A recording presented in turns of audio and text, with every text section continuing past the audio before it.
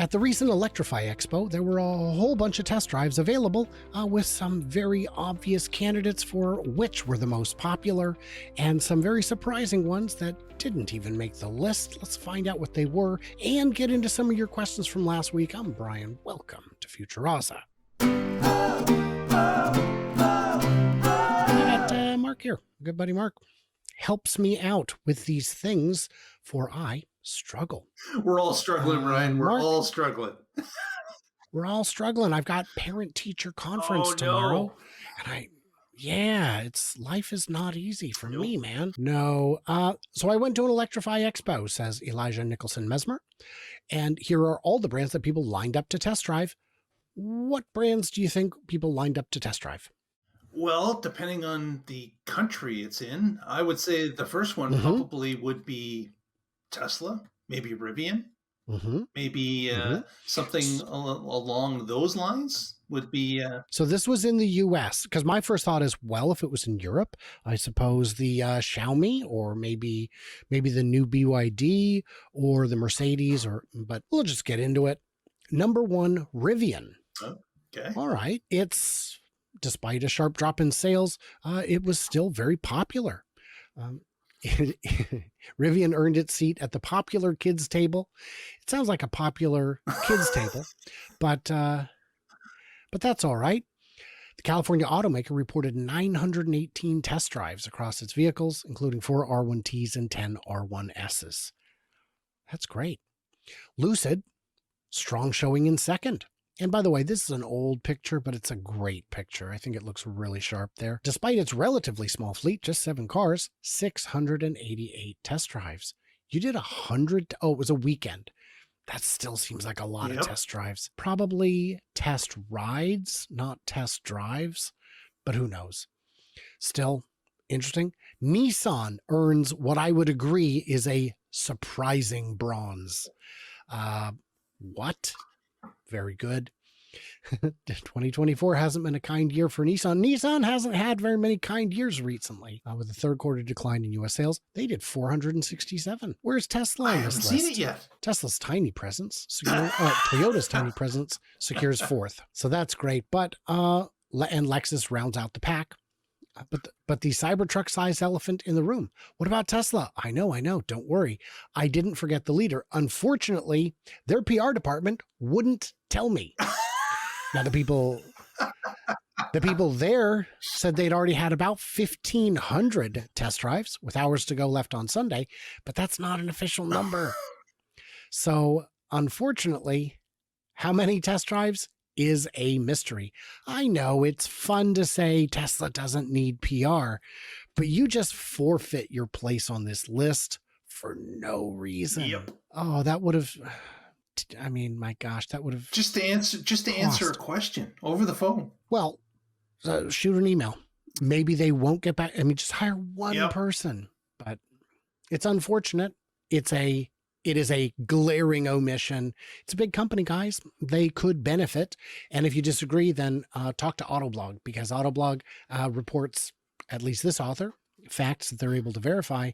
If you can't verify it, it ain't a fact. So I don't know if you know this, Mark, but you and I respond to questions. We do. And many of them. We do. And this video, great video, recycling plant and flame. You know what? Such a good video. I'm gonna give it a thumbs up. You guys are welcome to do that as well. The thing right there told me to. It's not my fault. So I just did a Control F looking for question marks. What is your estimate for when the Cybertruck will become the best-selling pickup? I think it already has become that. Oh, overall no, I think pickup. They mean okay. Of all time. Yeah. Well. Oh, the best. Oh, yeah. You're right. Not EV, but best-selling pickup. That's going to be a while. The F-150 is the most successful, in fact, vehicle in North America at this point, and has been for many years. So they are pushing out hundreds, thousands of, 100,000 vehicles per year? Is that what Ford's doing? No, it's like 600,000 to 700,000, down from 1 million. At one point, they were around 1 million F-150s. So I don't know if it will ever pass the F-150. But my answer to that would be, if it could get to 39,000, even for a 250-mile range, rear wheel drive version. At that price, I think they could give them a Yes, good they run could. for their money, because the overall cost of ownership would be fantastic at that point. If it has connection to EV in, it is news. I always wondered how many recycling plant fires per year, not battery, has, if it bleeds, it leads, changed to if it's an EV, it leads. Do you remember we were talking about the fire at the battery recycler? Yeah. Yeah. Is that true? If it bleeds, it leads. We know that's true. If it's an EV and it's remotely negative, because recycling plants have fires. Yeah. Yeah. So I think it's too new in the game. I think that we haven't been able to see many articles on fires at recyclers because there's not a lot of recyclers out there yet. No, not battery recyclers. They mean recyclers at all. Oh. Other kinds. Metal, cardboard, newspaper. I wonder, because it's a good question. We don't see them. It's like, well, I keep seeing all these articles about electric car fires, right? Because regular car fires are so common that it would just be the whole news. It'd be the whole news. It'd just be, well, I've never heard of a gas station catching on fire. My friend, you're going to lose your mind when you discover YouTube. Crazy. Now, this is a fun one. I look at every from Elon companies from the perspective of his Mars goal. Can segments of the boring machine fit inside the fairing of Falcon Heavy or Starship?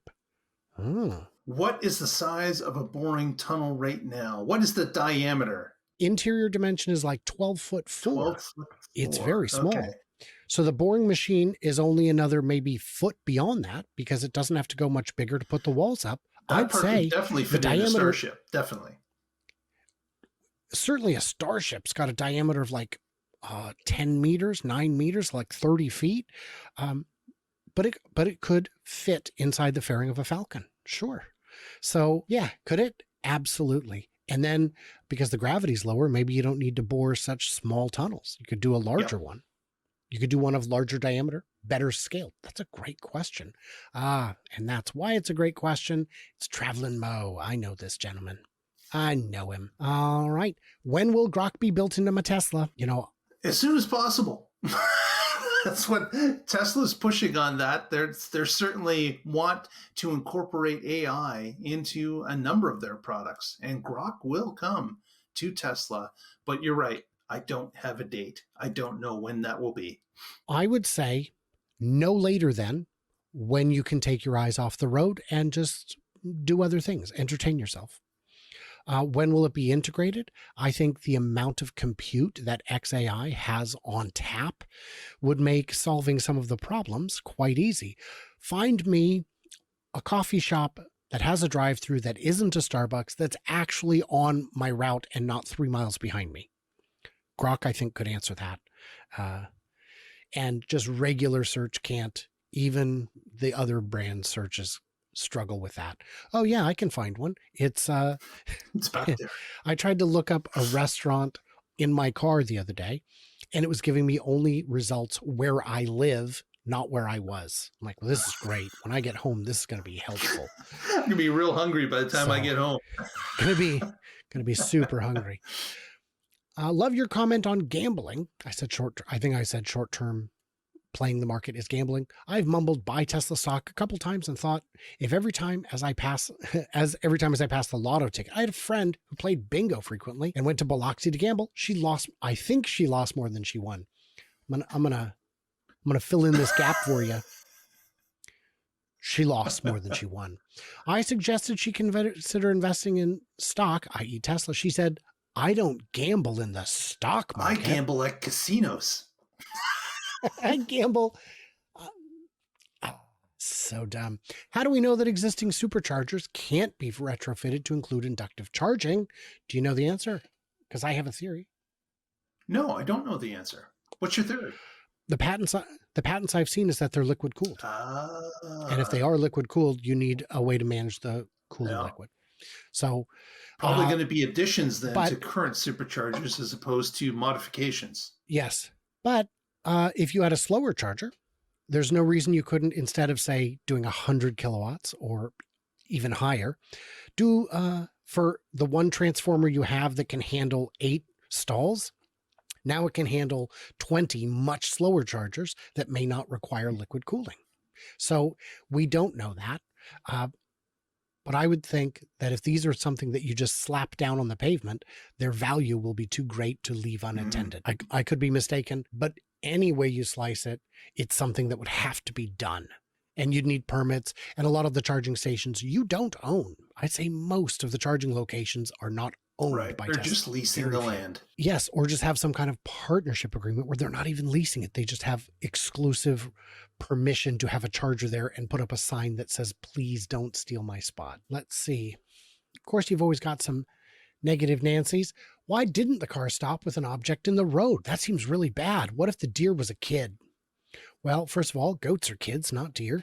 I thought that was common knowledge. They're fawns, but I'd have to say it is designed to stop for a deer. And when we played the video, we ran it once or twice through. You couldn't really see the deer until it was right up on you. Why didn't it stop after? I don't know, just didn't. Some humans have made comparable mistakes. What's your thought? I think that Tesla is an iterative company. I think that they will come across new situations that they're not expecting, or the software's not expecting, and I think those things have to be modified as time goes along. Yeah. It's definitely a known issue. Other brands of adaptive driving assistance have similar, if not worse, problems. So it's a known issue. What if it was a kid? It's not. You're not Dan O'Dowd. That small pile of rags loosely in the shape of a stick is not a child. And frankly, with Dan O'Dowd, I don't trust anyone who owns that many mannequins.